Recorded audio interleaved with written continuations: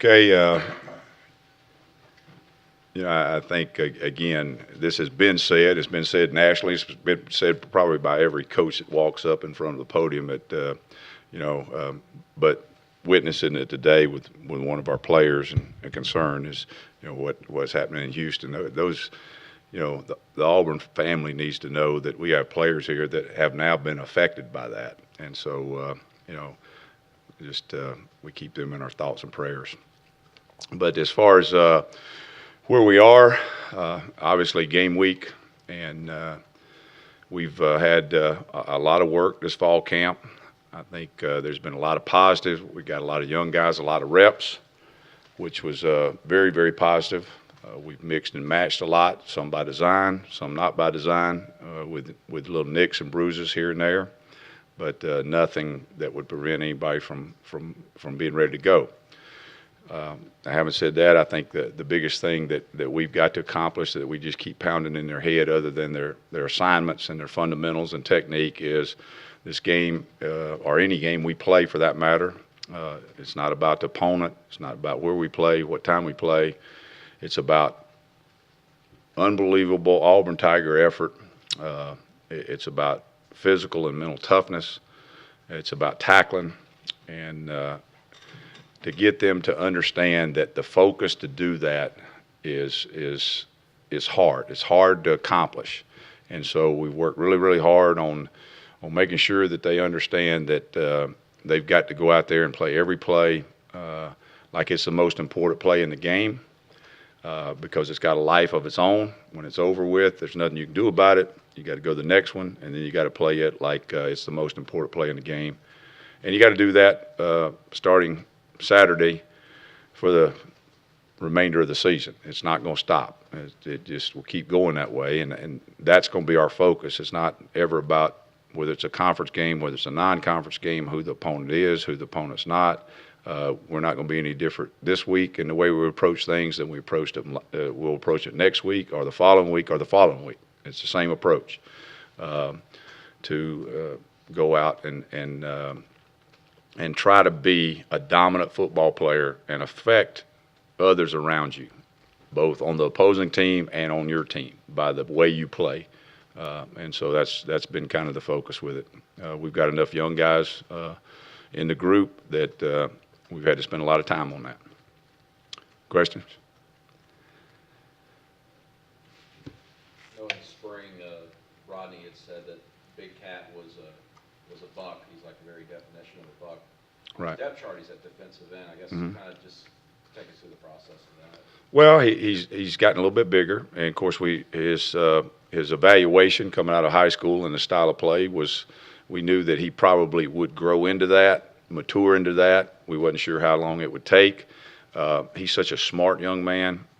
He's physically strong. He's a very good technician. So the matriculation to that position was pretty fast, really.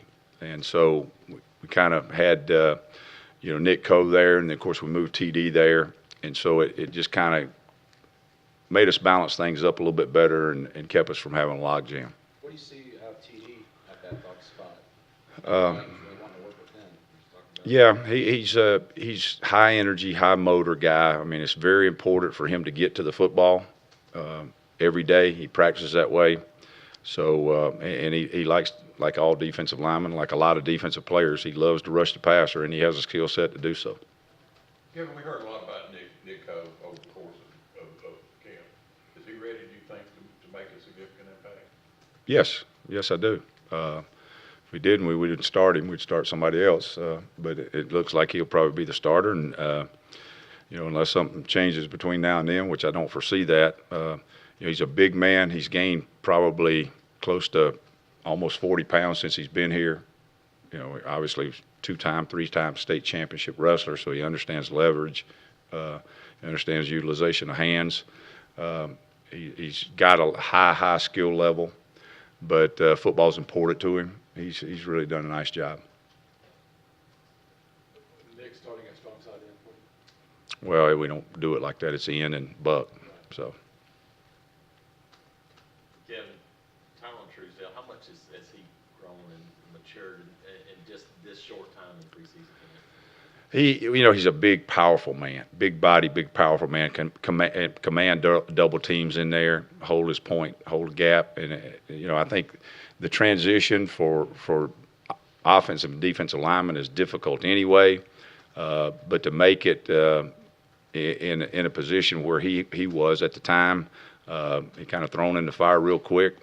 He worked through it. And probably the first week, he was wondering if he was going to get through it, but he did. He got in football playing shape and has really had a good camp. How important was when you're looking for defensive tackles to kind of build that rotation, how important was it that he stepped up? Well, I think it helps, with Andrew and Byron and Dontavius, and then we got Marlon, of course, who can go in there. We got Nick, who can go in there. We got a pretty good group, and Derek Brown, of course, and to add that to it, it facilitates that we don't always have to move Marlon in there. We don't always have to move Nick in there on first and second down. Coach, the players seem really confident, and I would say coaches too, that the defense can be better this year than they were last year, even though you guys lost so much NFL talent. How many times have you seen that happen over the years where a team has, more talent the year before, but they're actually better the year after? Well, I think the question really, for me as a coach, is it's not so much more talent, because some of the talent that is coming along was unproven talent. It was just as much talent. It was just unproven.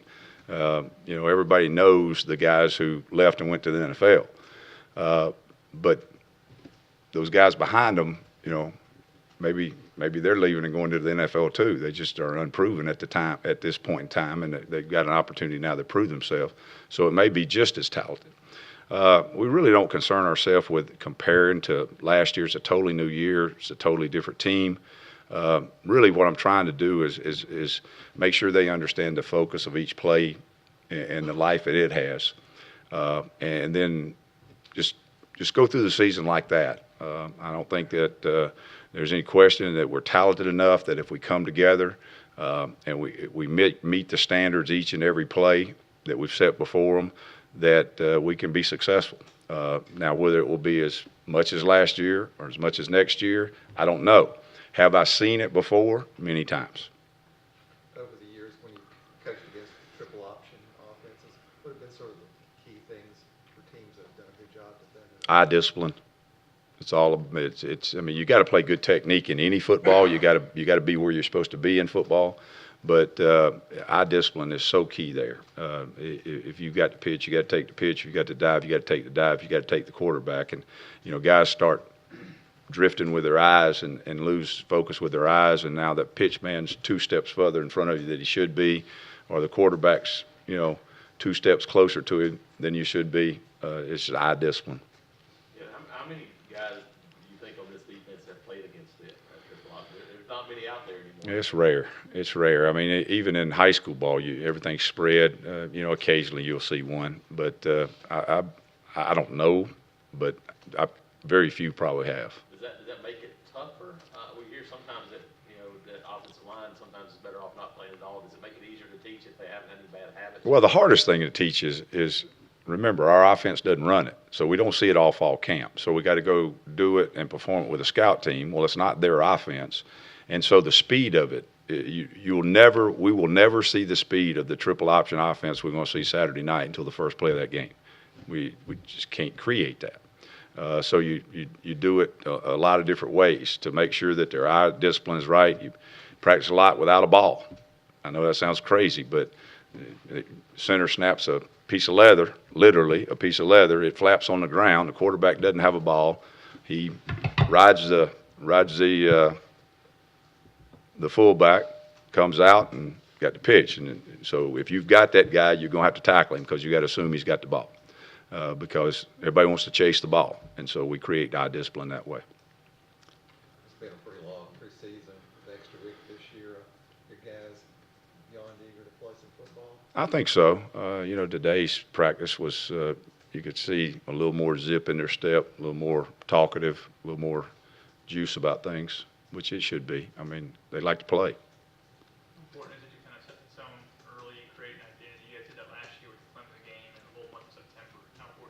that's important to ever play a football, whether it's the first play of practice or whether it's the first play of the scrimmage or whether it's the first game. Is it the standard is the standard. So when you buckle your chin strap, you do that. And so that's got to be deeply ingrained in your identity. And so it can't be, okay, I'm going to set the standard Saturday night. Well, if you hadn't set the standard in practice, you hadn't set the standard in scrimmages, it's not going to happen Saturday. So it's more of a personality trait within the football player and then the group itself. Are you happy with the progression Byron has made at defensive tackle? I am. That's a change, obviously, from the edge to the inside, and he continues to work, and he gets better every day. Do you expect him to be kind of the guy that takes significant rep? I mean, because he has. We'll have to see how that goes. I mean, I can't answer that, how the game goes. He's available, and we're not afraid to play him, and he's earned the right to play, so we'll rotate him and keep him fresh based off of that, but we're not going to go out there and have a pitch count on guys and say, okay, now it's your turn. It may not be your turn. And so we just don't go about it that way. Is there anything technique-wise that's holding him back? Or Pardon me? Anything holding him No. back? No. A good player. There's good players in that room. Coach Big Cat, how has he handled sort of the physical part of it, being in there and going up against tight ends, offensive tackles, other defensive ends? It's been fun to watch him improve. He's got really good leverage and technique. He's a good fighter. It's been interesting to watch just in the one-on-one stuff. It's different standing up out in the edge, coming off and rushing up the field than it is putting your hand on the ground and having 330 pounds coming off on you. There's a little learning curve there. But It's unusual for a freshman to be able to handle that type of. No, not really. I mean, I've seen it before. It's probably a little bit unusual for one that stood up most of his career. I don't know that he's really ever had his hand on the ground very much. And he'll still stand up some, but it's a little different. What have you seen out of Dean and Jay Davis at the cornerback spot? And do you plan to maybe rotate them quite a bit? Or? Well, we've got the four corners, including Broussard, with J.D. and Carlton and then Dean and Denson, and then Broussard. So with those five, we have the ability to utilize multiple corners, more than one, at multiple positions, either in the star position or the safety position. And so you will see sometimes where you may see Denson, Dean, Carlton, and J.D. out there at the same time. So, it happened today in practice. Trayvon Leonard, the next guy behind that five. Mm-hmm. Yep. How valuable, obviously, in any situation, guys like Darren Williams, Montavious, but against a team like this where you can keep maybe that third linebacker on the field and still have the ability to cover in a passing situation? Yeah, it's a different kind of passing situation because it goes back to eye discipline. Those guys, they're not lined up out there in a spread offense and running a route combo. And so curl flat combo, they're faking the run and faking like they're going to cut you, and they've already cut you about 7 times in the game, and all of a sudden their head pops up and now they're running in the seam, so it's a little bit different. But we've got linebackers who can run with that. Now we've had to work real hard on eye discipline because it is different. Kevin, is there a concern that Marlon has had to play catch up this preseason camp and might not be ready as much as you'd like him to be? I think it would probably be the only thing that might be is football playing conditioning. Everything else is fine. He's got a lot of games under his belt at a high level, a lot of snaps. He got spring practice. He got some fall camp and has been back in fall camp. So other than just getting back into that football playing conditioning that two-a-days kind of brings from the beginning to the end, to jump back in at the end of it, it's catch up on that, but not in terms of the skill set. Anything else? Is that one reason why you may need to rely on a guy like Cove a little bit more in an opener as Marlon tries to get back into football shape, so to speak? No, we rotate linemen pretty much anyway. I think that's been the track record that we've had here, and so I don't think that's an issue because of it. and maybe he is in football playing shape. It's just been a little bit cooler this week, and a couple of times last week it rained, and so that changes the temperature, which we had that stretch that he missed that we were out there and it was, 100 degrees. And you miss that. Yeah, I mean, it's hard to recoup that, but I don't see it being a factor. All right, Coach. Thank you. All right, thank you guys.